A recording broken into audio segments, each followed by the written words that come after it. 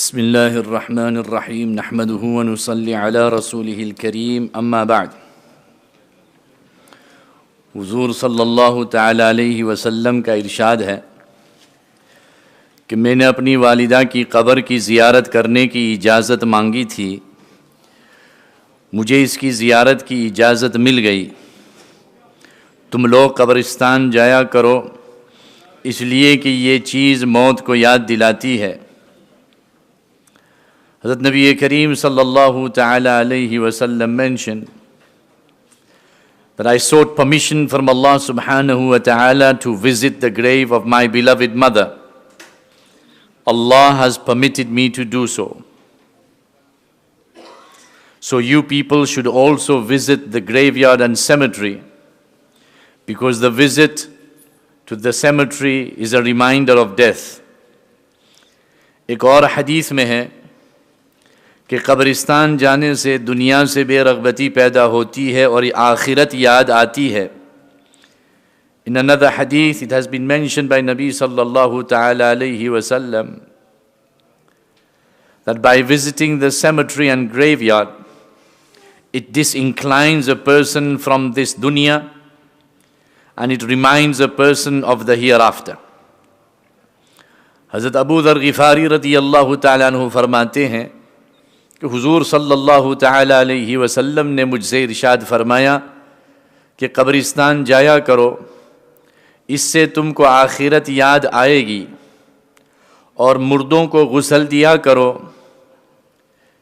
یہ نیکیوں سے خالی بدن کا علاج ہے، اور اس سے بہت بڑی نصیحت حاصل ہوتی ہے۔ اور جنازے کی نماز میں شرکت کیا کرو، شاید اس سے کچھ رنج و غم تم میں پیدا ہو جائے، کہ غمگین آدمی جس کو آخرت کا غم ہو اللہ تعالیٰ کے سائے میں رہتا ہے اور ہر خیر کا طالب رہتا ہے۔ حضرت ابو ذر غفاری رضی اللہ تعالی عنہ says that Nabi sallallahu ta'ala alayhi wa sallam instructed me to visit the cemetery, for the cemetery is a reminder of death, and he instructed me to bathe the deceased, because the body which is bereft of good deeds is a message and a means of learning for a body that does not engage in good deeds. And visit and join the Janazah Salah. By joining the Janazah Salah, some concern and preparation may enter you, so that you may start preparation for the hereafter. A person who is engaged in the preparation of the hereafter is in the shade of Allah subhanahu wa ta'ala's mercy, and he is forever seeking goodness from Allah subhanahu wa ta'ala. ایک حدیث میں حضور صلی اللہ تعالی علیہ وسلم کا ارشاد ہے کہ بیماروں کی عیادت کرو اور جنازوں کے ساتھ جایا کرو، یہ آخرت کو یاد دلاتا ہے۔ ان حدیث نبی صلی اللہ تعالی علیہ وسلم has mentioned that you should visit the sick and you should also join the janazah, the final prayers of the deceased. For these actions they remind you of your hereafter and the life after death۔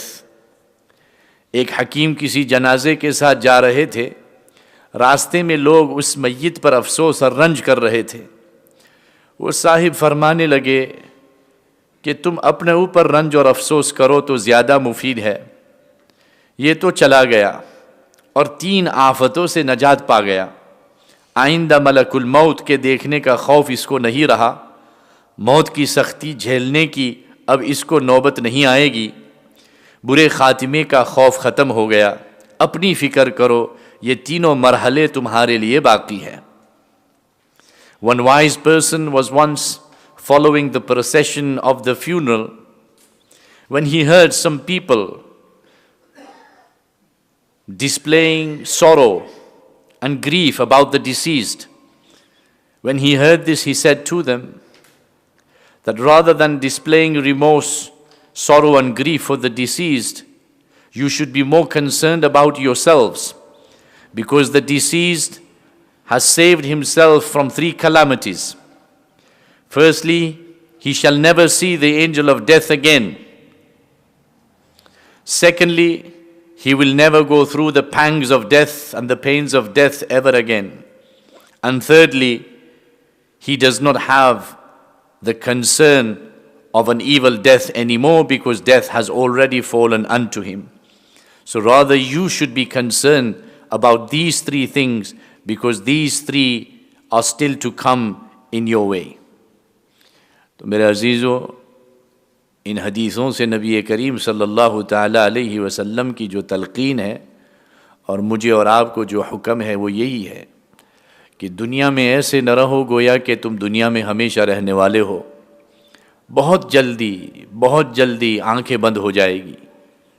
کتنے لوگ گزشتہ رمضان میں ہمارے ساتھ تھے، ان کی جگہ ان صفوں میں طے تھی، وہ نمازوں میں یہاں حاضر ہوا کرتے تھے.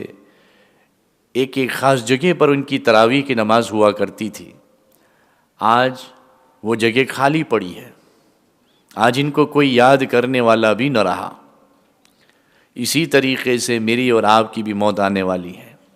ان قریب یہ موت کے فرشتے ہمارے پاس آنے والے ہیں. موت کا فرشتہ، اس کا سامنا کرنا ہے، یہ ایک مصیبت ہے. پھر موت کی تکلیف ایسی ہے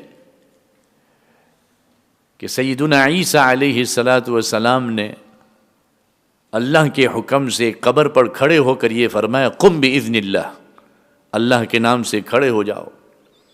جو انسان قبر سے نکلا اس نے کہا کہ میرے مر جانے کے کتنے 1000 سال ہو گئے، ابھی بھی میرے منہ میں اور میرے بدن میں موت کی شدت کا مزہ موجود ہے، موت کی تکلیف ابھی میں محسوس کر رہا ہوں. تو یہ دوسری مصیبت ہے جو میرے اور آپ کے لیے ابھی باقی ہے. اور تیسری چیز برا خاتمہ. اللہ میری اور آپ کی حفاظت فرمائے.